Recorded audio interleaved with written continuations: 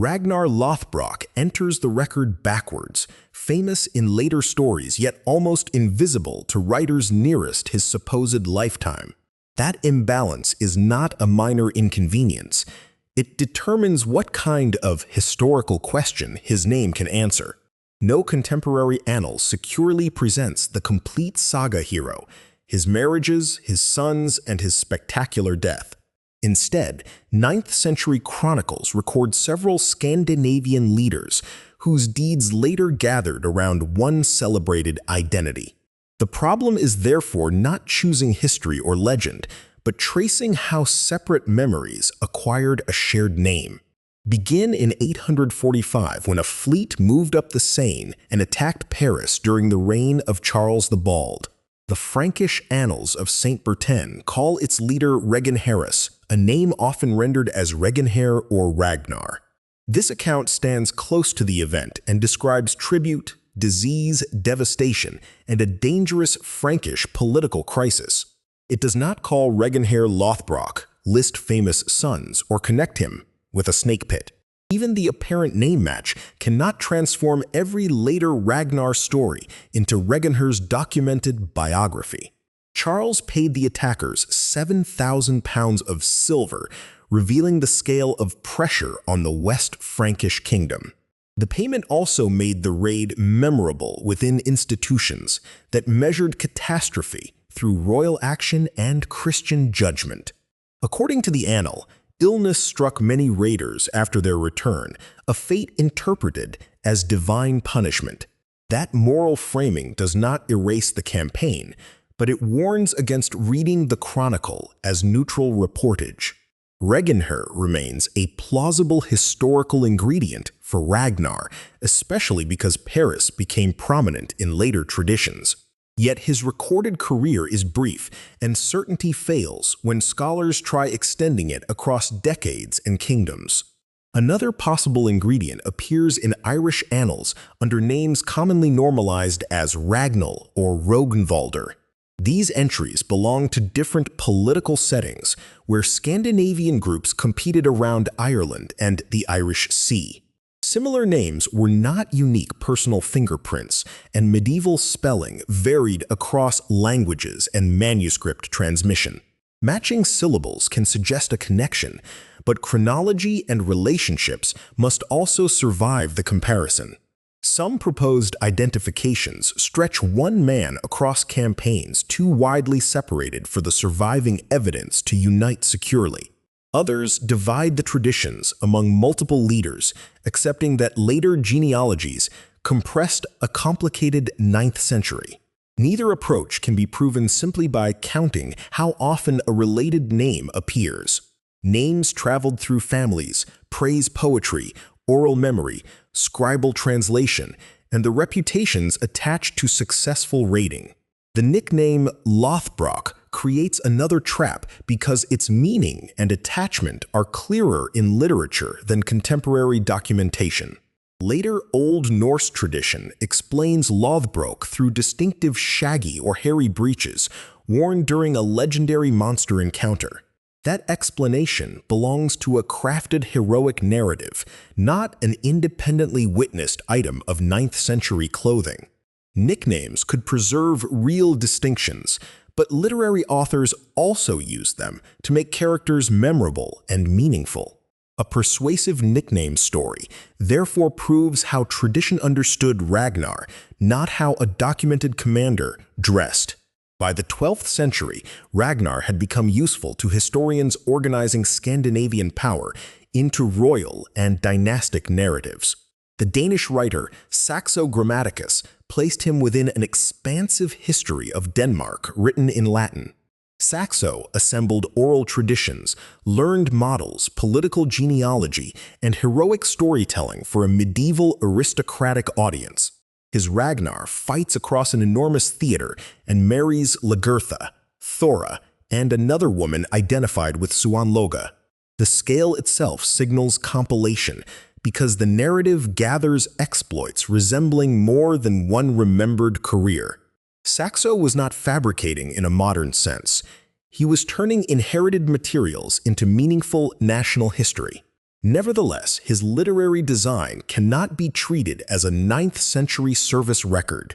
The Icelandic tale of Ragnar Lothbrok survives from still later medieval manuscript culture and offers another shaped biography.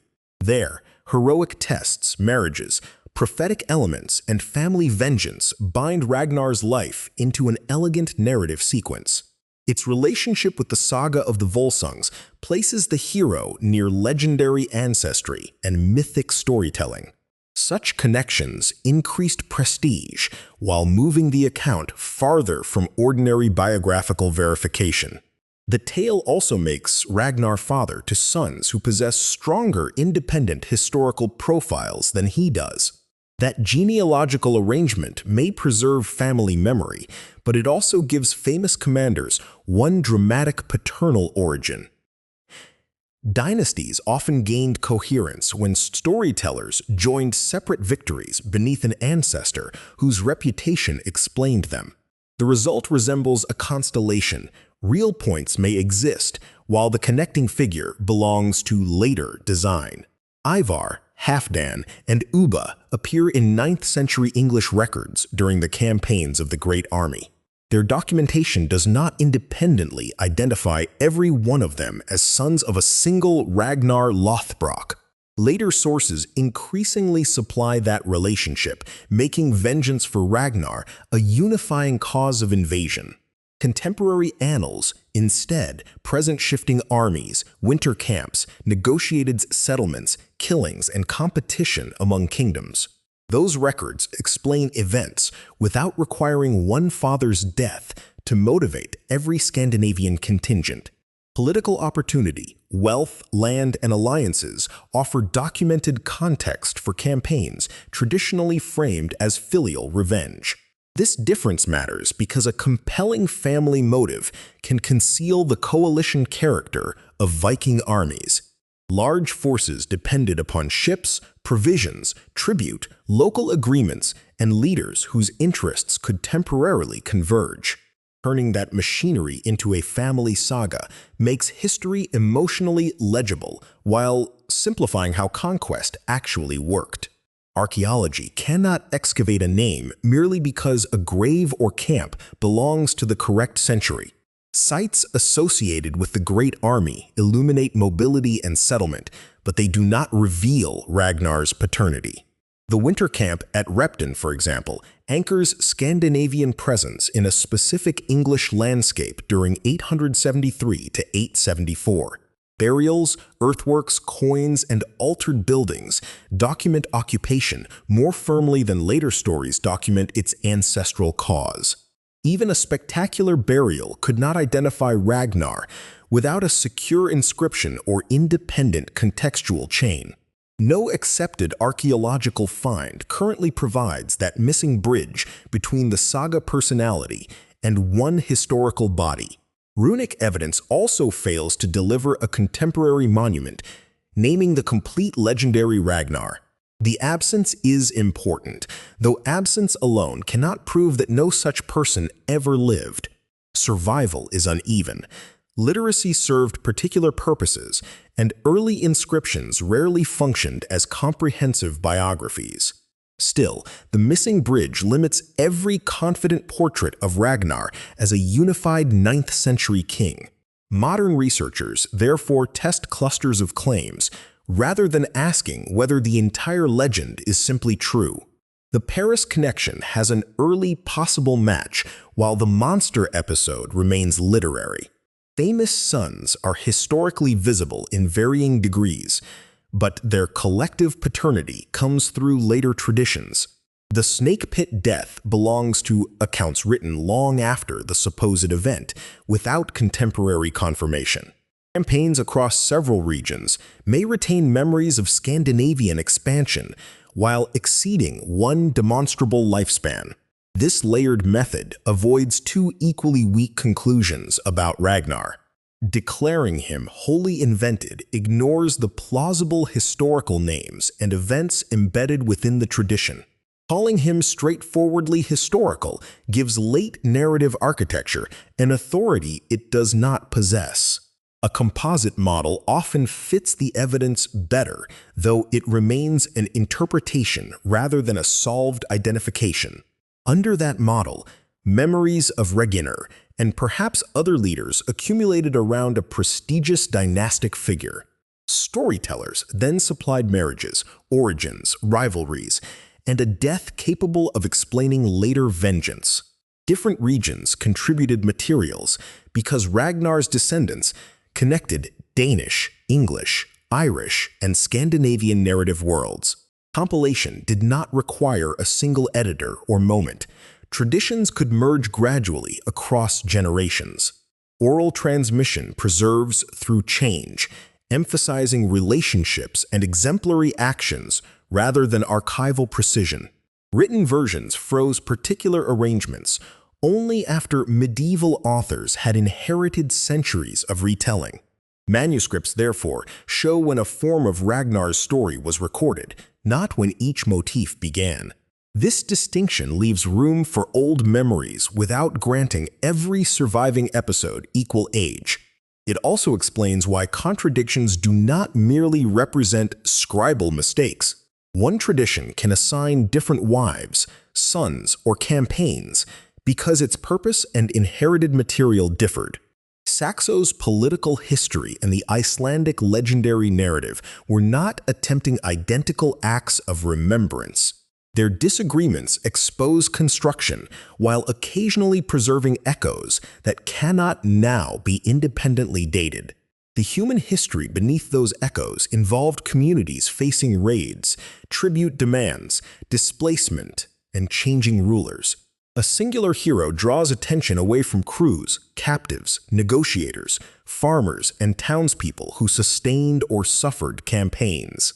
Reginher's Paris expedition required coordinated labor long before any chronicler reduced it to a leader's name. Ships needed timber, iron fittings, rope, sails, food, navigation, and landing places along a hostile river. Frankish resistance and political division shaped the outcome as much as Scandinavian command did. Recovering those conditions does not diminish Ragnar.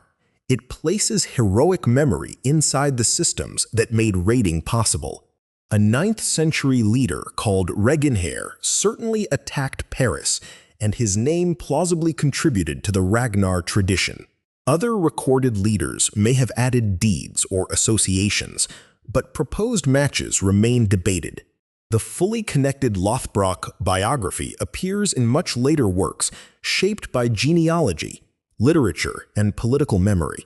Contemporary inscriptions securely linking Ragnar Lothbrok with one dated campaign and named relatives would transform the debate. Until such evidence appears, exact reconstruction must stop where the sources stop. Ragnar's importance does not depend upon proving that one man performed every deed attributed to him. His legend reveals how medieval societies converted scattered Viking Age violence and mobility into family history.